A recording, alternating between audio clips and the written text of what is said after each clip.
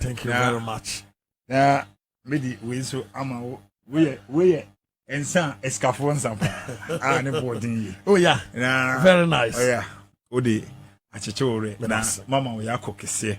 Say kafra na we de medi ho ya kakra nanso democracy. What you say? Baby a ha me kakra wo ma ne lawyer no. Because minimum say Article 14 clause 2. Police kura no kwan yo mo fa so ya arrest okrum ha nyina no. Eye useless. Mean you see the word useless because so has to so we see na online na wo check constitution na Article 14 clause 2 no and 5 be oba section 10 2 and 5 and 6 7 just say minim kwan a be omukọ yenya pass police ni na oba abontin a before owo cadet na say owo training center no 14 2 ni die and 5 no die eno ne de chiro untimi nkochi obi keke o se ugu nipa ne handcuff emra ne se wo tapu nipa ni mpo ansana 5 no wo tapu nipa no aka jen say you under arrest ho na wo kan you under arrest na say wutimi dey wo de ne ko wo see straight to the nearest station wo de ne ko no untimi mfa ne mfa baby a ana say wo chi obi na wa search ni ka mu emra ne ma ho kwan sa emra ne kasi ni pi say wo ni kwan ka ye obi private way nti untimi tese untimi search obi na untimi so nko obi ka mu age a unya order from court order ne so say nipa ni din no one let tempo mexia eno so no onko na de ya chewa no wo fra track ni mu asante with the state o posi ni a wakoche obi ewo ne ka now see your friends say nipa no etisi anim no wakotuki no na kwa no vimu police ni no ewo form of vimu no with the constitution yo asante versus the republic so na obu police ni na ye na police ni na say na ha mote no reinforcement ba o mochi no omde ne call ye no ene ko ba ne say omudi na sem yeromade no sentence no ene omo ya appeal the call high court straight away high court to sentence him straight it depend on lawyer because high court ma hu say a unlawful arrest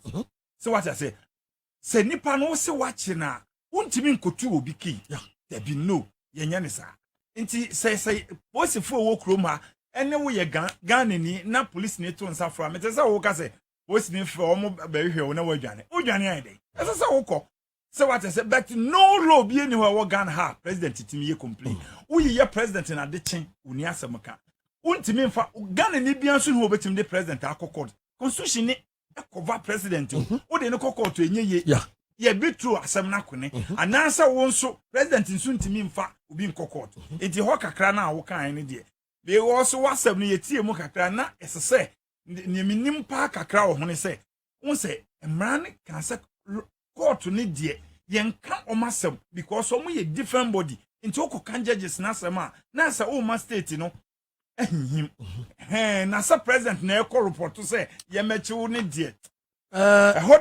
attorney general say true ni lawyer attorney general kwa wo tumi chen wo bia because ono ne sentence obi death crow timi eje docket ne say onye interested with the dark case ono de the 2 minutes so pa nti ya ma yakọ a few corrections say the moment a case be court so article 88 of the constitution the attorney general na yamonu to me say on prosecute all criminal cases on behalf of the state but the moment ye be court be ma declaration on a particular assembly attorney general any ho hwe obey bill say assembly declaration wait say if say declaration from the court there na between na ha no bi gina Kumase Fox FM so e ka say sabe president wonya ne ba bi kon sabio nanim say chimpanzee and so enam say president no krampo ye very democratic na ojika bi mamenka bi ntum krampo no ye kwachi na osimunya no because right that is what he feels in a why day waka no problem about that na wo de ye criticize wo keke e wo nneoma bone a oye enya nneoma pa na ye twisting no bone na wo ye ai do ye ne ene ohaw ebreti mamufo a ye ka ho asem no tititirintirin okoton one ma. So there's no wonder say eye 69 and papa mo buy. Indeed, they were behind the coup ekusi ye. Into buy over quickly they empaneled a Supreme Court justice. Said they be ya one edisa nipa bon for some eto abangu no. Enya de be ye won hwe. It's no so certainly that is what is happening. But the American say ye power pumpum no. Na ye show kumu den. In this time around no. Meaning so kuma den. Kuma den. And sound so ena the omaye no amobi akuma den. Ayedini. And you know the worst they can do or they have no. Omo fambra na ne ekoso sisia de. Ade ye nyina ayede. Ye hu bi. Said ye ko info de. Ya chutum kwa be the president and say because omo the president na be na eyewe.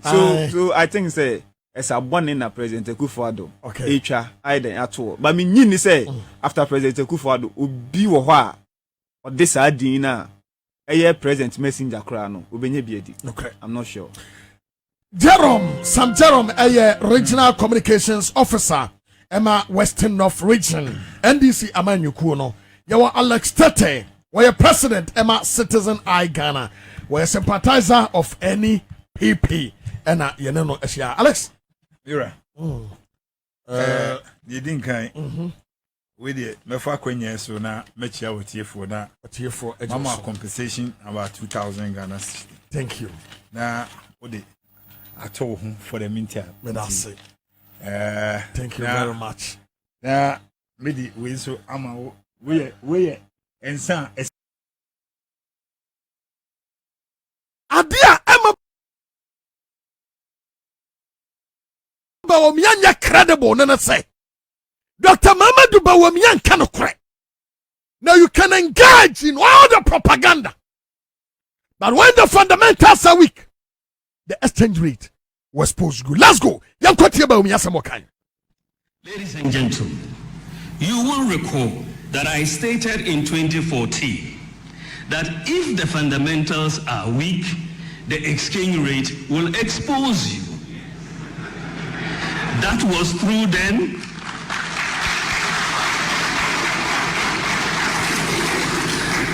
That was true then, and it is true now.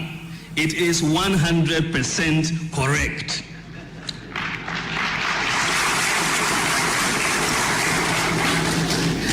So if the fundamentals are weak, the exchange rate will expose you. But it is warped logic to jump from that to a conclusion that if there is depreciation in your currency, then the fundamentals must be weak. Do you understand the logic? It is very warped logic. If the fundamentals are weak, the exchange rate will expose you. But if the exchange rate moves, you cannot jump to that conclusion that the fundamentals are weak. That defies logic. There could be other external factors causing the exchange rate depreciation. For example, if I tell you that if your leg is broken, you are going to be unable to walk, then I'm somewhere and somebody comes